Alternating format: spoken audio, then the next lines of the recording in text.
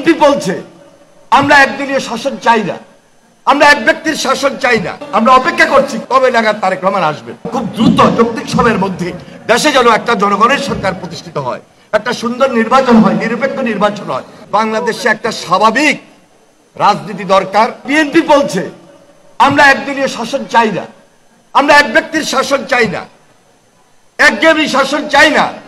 এক ব্যক্তির শাসন, এক দলের শাসন, একঘেয়েমি শাসনের মধ্যে ফ্যাসিবাদ জন্ম নেয়, কর্তৃত্ববাদী শাসনের জন্ম আসে। যার কারণে তিনি বলেছেন ফ্যাসিবাদের বিরুদ্ধে যারা আমরা দুর্বার আন্দোলন করেছি, যারা আমরা সংগ্রাম করেছি, লড়াই করেছি, যুগপৎ আন্দোলন করেছি, সবাইকে নিয়ে আমরা জাতীয় ঐক্যমত্যের সরকার গঠন করব। যার কারণে তিনি 31 দফা দিয়েছেন। এই 31 দফার মধ্যে পাওয়ার ব্যালেন্স রয়েছে। এই 31 দফার মধ্যে ছাত্রদের কথা আছে, শ্রমিকদের কথা আছে, কৃষকের কথা আছে, জুডিশিয়ারির কথা আছে, মিডিয়ার কথা আছে, পাওয়ার অফ ব্যালেন্সের কথা আছে। পরপর দুইবার প্রধানমন্ত্রী হবেন না, সেই কথাটুকু পর্যন্ত বলা আছে।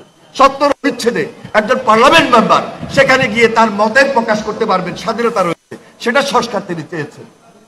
তাহলে আজকে বাংলাদেশে যদি দ্বিকক্ষ বিশিষ্ট পার্লামেন্ট হয়, যে দ্বিকক্ষ বিশিষ্ট পার্লামেন্টে একদিকে খুব স্বাভাবিকভাবেই 300 জন 400 জন যদি সেখানে নির্বাচিত হয়, আর 100 জন বা 105 জন 6 জন 10 জন যদি উপর কক্ষে থাকে, তাহলে নিজ কক্ষ থেকে কোনো যদি উপরে যায়, সেটা যদি উপরে পছন্দ না হয়, রিভিউ করার জন্য সেটা আবার নিচে পাঠিয়ে দিবে।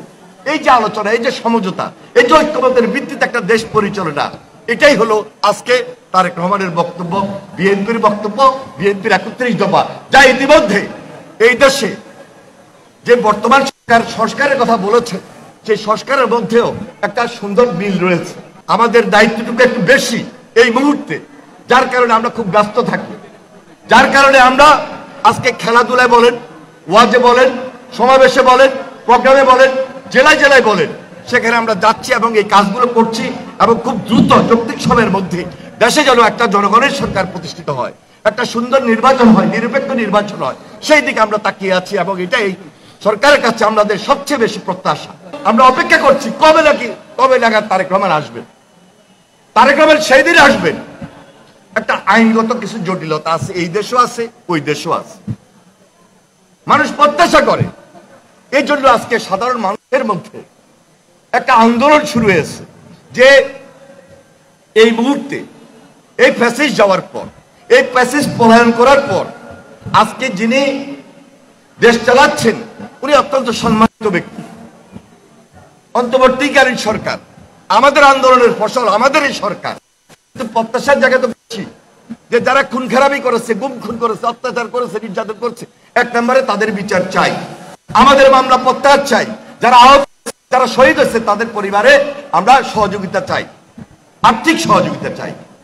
আর দেশে একটা স্থিতিশীলতার জন্য, সেটা অর্থনৈতিক স্থিতিশীলতা বলেন, এই খেলাধুলার জন্য বলেন, পড়ালেখার জন্য বলেন, জেনারেশনের জন্য বলেন, জেড জেনারেশনের জন্য বলেন, বয়স্কদের জন্য বলেন, সবার জন্য বলেন, বাংলাদেশে একটা স্বাভাবিক রাজনীতি দরকার, সামাজিক একটা সুন্দর পরিবেশ দরকার, একটা অর্থনৈতিক শৃঙ্খলা দরকার। দ্রব্যমূল্যের যেন ঊর্ধ্বগতি না হয়, দ্রব্যমূল্য এবং ডেভেলপমেন্ট ওয়ার্ক সবকিছু মিলে পুরো বাংলাদেশটা যেন ভবিষ্যতে একটা সুন্দর বাংলাদেশ হয়।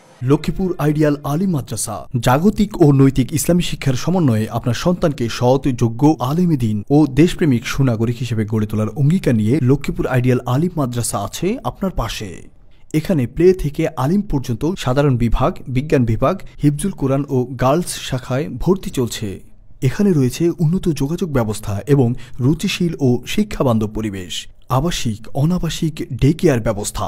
লক্ষ্মীপুর আইডিয়াল আলিম মাদ্রাসা, কোর্ট বিল্ডিং সংলগ্ন, যমুনা স্টেশন, সদর, লক্ষ্মীপুর।